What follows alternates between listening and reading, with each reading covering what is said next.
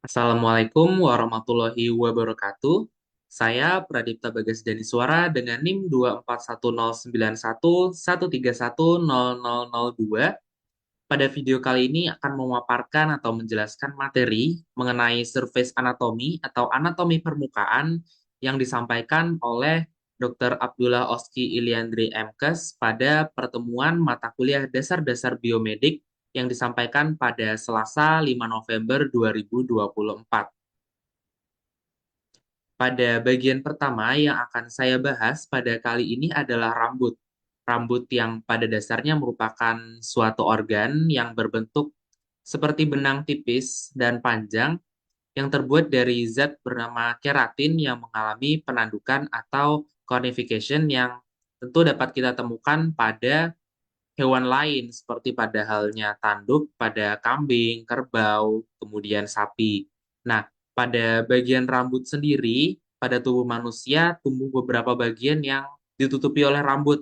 Yang pertama adalah kepala, yaitu rambut pada kepala, kemudian pada wajah, contohnya seperti alis serta kumis, kemudian pada ketiak serta rambut pada kemaluan.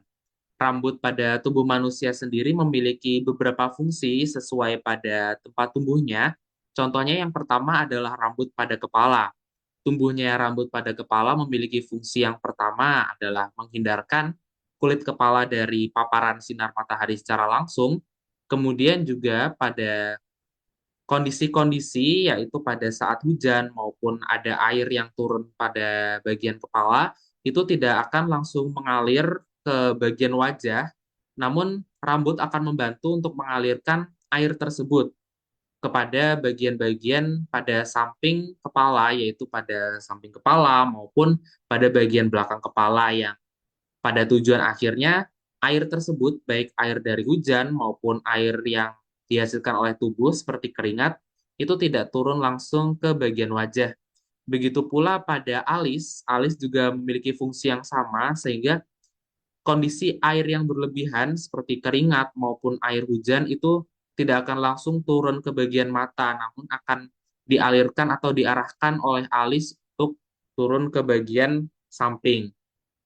Kemudian apabila kita melihat fungsi dari rambut pada ketiak itu adalah mengurangi gesekan maupun friksi yang dapat kita sebut dengan friksi ya, gesekan itu agar tidak menimbulkan dampak-dampak langsung pada kulit ketiak. Secara yang kita ketahui, kulit ketiak itu memiliki ketipisan yang lebih kecil atau lebih tipis apabila kita bandingkan pada kulit-kulit lain. Kemudian yang terakhir adalah kulit pada, maksud saya rambut pada kulit kemaluan, itu memiliki beberapa fungsi. Yang pertama adalah untuk menjaga stabilitas suhu, kemudian juga sama seperti pada rambut lain, mengarahkan air agar tidak langsung mengenai pada hal ini kemaluan, kemudian juga sama seperti rambut pada ketiak, itu adalah mengurangi dampak dari gesekan, baik pada saat pergerakan pada umumnya maupun pada saat hubungan seksual. Lalu apabila kita perhatikan pada gambar, itu laki-laki serta perempuan memiliki beberapa fitur wajah yang berbeda yang dapat kita perhatikan penampakannya.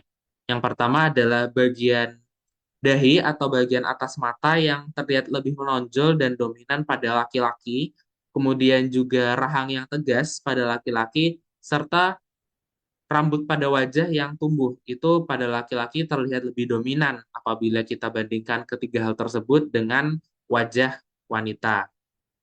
Kemudian pada gambar yang saya tampilkan adalah struktur dari rambut, kemudian juga struktur kulit di bawah rambut. Apabila kita perhatikan ada yang disebut dengan sebaceous gland, yaitu semacam kelenjar atau glandula yang berfungsi untuk memproduksi minyak.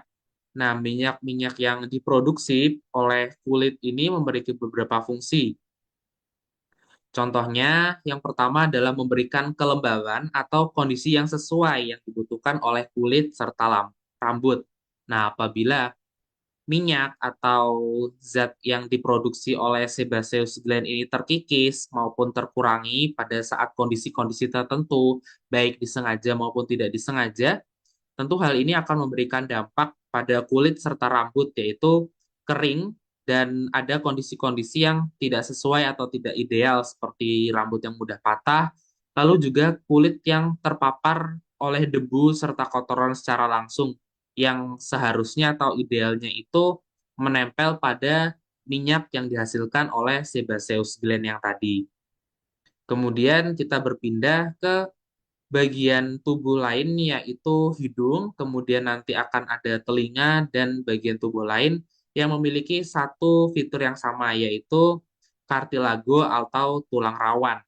Tulang rawan sendiri memberikan fungsi sebuah organ yang padat atau juga solid, namun pada sisi lain juga memiliki elastisitas yang lebih daripada kulit atau daripada tulang lain. Nah, pada bagian-bagian tubuh, contohnya seperti hidung, kemudian telinga, itu dapat kita temukan kartilago atau tulang rawan yang memberikan fungsi struktur serta elastisitas yang lebih. Pada bagian telinga, seperti struktur yang ditampilkan, telinga memiliki bentuk seperti corong yang berfungsi untuk mengumpulkan suara. Nah, pada hal ini juga telinga struktur luarnya terbentuk dari tulang rawan atau yang kita sebut dengan kartilago tadi. Lalu dapat kita temukan juga kartilago pada bagian-bagian pertemuan tulang rusuk pada toraks ataupun dada. Nah, apabila kita perhatikan pada gambar, juga kita dapat lihat adanya otot-otot, contohnya adalah musculus rectus abdominis. Musculus rectus abdominis ini memiliki beberapa fungsi, antara lain adalah melindungi organ vital, yaitu organ pencernaan, dari luar. Jadi, otot-otot di sini yang berbentuk seperti serat memberikan perlindungan pada organ pencernaan.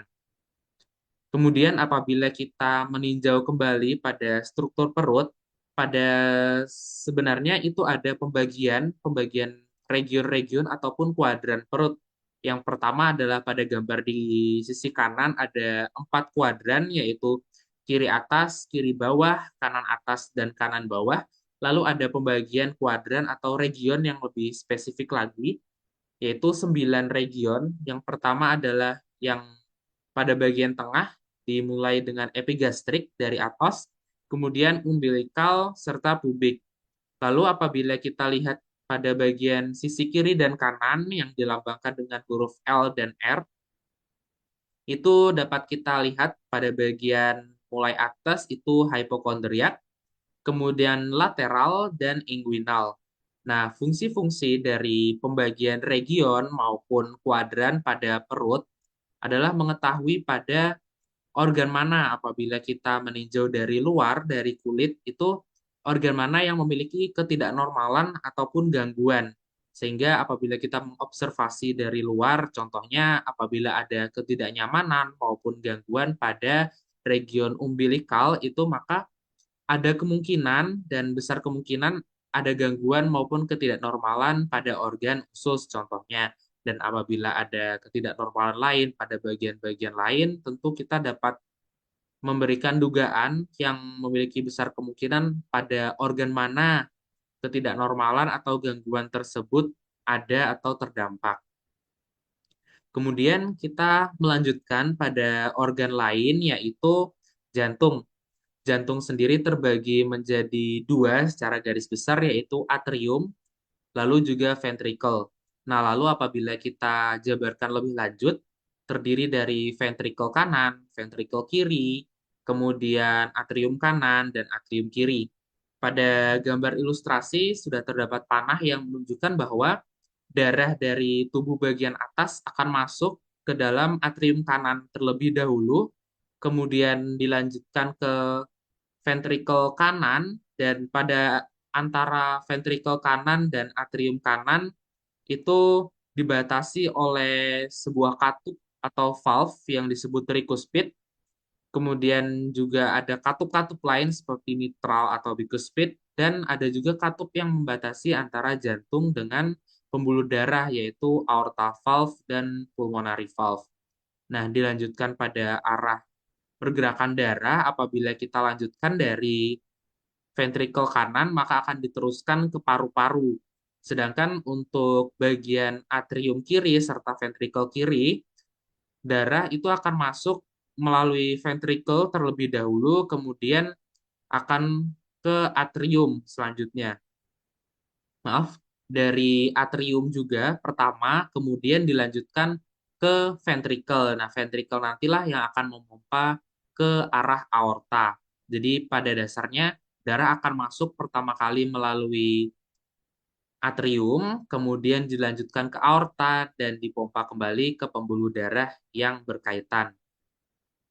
Lalu apabila kita perhatikan juga secara garis besar kenampakan, tentu ada perbedaan pada struktur tubuh wanita dan pria. Apabila kita lihat, pria memiliki bagian tubuh atas yaitu punggung, bahu, serta dada yang lebih besar. Kemudian pada wanita atau perempuan kita dapat lihat panggul yang lebih besar apabila kita bandingkan dengan laki-laki. Kemudian kita akan meninjau kembali ke struktur organ reproduksi serta ekspresi pada pria yang ditandai dengan adanya penis, kemudian testis, serta duktus-duktus terkait pada sistem ekskresi yaitu urin. Kemudian apabila kita bandingkan dengan struktur organ reproduksi maupun ekskresi pada perempuan yang dimaksud pada kali ini adalah urin, itu tentu memiliki perbedaan. Pada perempuan dapat kita temukan dua lubang yang berbeda, yaitu pertama adalah lubang yang digunakan pada saat ekskresi atau pengeluaran zat, pada hal ini urin. Kemudian ada juga lubang kedua yang terdapat lebih ke arah ke belakang atau ke dalam, itu adalah lubang yang berkaitan dengan reproduksi, yaitu mengarah ke vagina. Kemudian apabila kita tinjau, tentu organ-organ reproduksi ini memiliki fungsi-fungsi yang telah sesuai apabila kita bandingkan dengan pria maupun dengan wanita. Dan dari penjelasan-penjelasan saya, dari rambut, kemudian juga organ reproduksi, serta bagian-bagian dari tubuh, itu merupakan suatu kesimpulan bahwa Tuhan itu telah menciptakan manusia dengan sebaik-baiknya sesuai fungsi dan kebutuhan, baik dari ujung rambut, kemudian juga pada bagian organ-organ dalam seperti pencernaan, jantung, serta hal-hal lain, kemudian hingga ke organ reproduksi yang berbeda, baik tersebut pada wanita maupun pria. Baik, sekian video penjelasan dari saya. Terima kasih atas perhatiannya dan mohon maaf apabila ada yang tidak berkenan dari ucapan-ucapan saya. Terima kasih. Wassalamualaikum warahmatullahi wabarakatuh.